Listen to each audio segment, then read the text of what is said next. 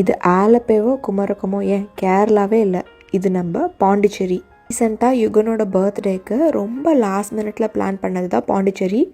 யூஸ்வலாக இருக்கிற beach resorts மாதிரி இல்லாமல் ஒரு பேக் வாட்டர் ஸ்டேவாக தான் நாங்கள் இந்த ரெசார்ட்டை சூஸ் பண்ணியிருந்தோம். இதுக்கு முன்னாடி நிறையா தடவை பாண்டிச்சேரி வந்திருந்தாலும் இந்த ஸ்டே வந்து எங்களுக்கு ரொம்பவே டிஃப்ரெண்ட்டாக இருந்தது.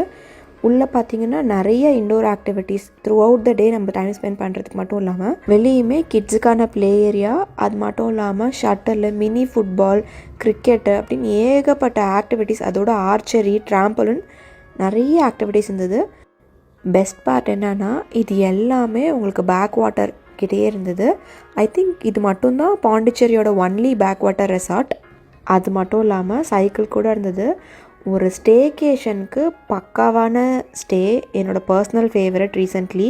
இதோட முடியல, அங்கே பேக் வாட்டர்ஸ்லேயே உங்களுக்கு ஸ்பீட் போட்டாக இருக்கட்டும் இல்லை ஜெட்ஸ்கி ஆகட்டும் ஏகப்பட்ட வாட்டர் ஆக்டிவிட்டீஸ் கூட இருந்தது.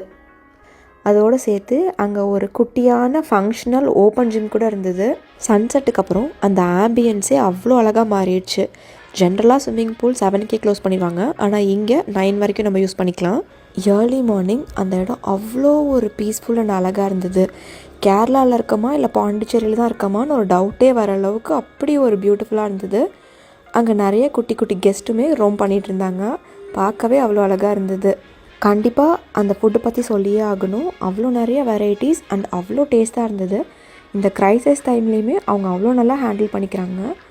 இந்த இடம் மட்டும் அழகில்லை, இங்கே இருக்கிற பீப்புளுமே ஹாஸ்பிட்டாலிட்டியில் அவ்வளோ நல்லா நம்மளை பார்த்துக்கிட்டாங்க. Welcome to lagoon Sarovar Pondicherry.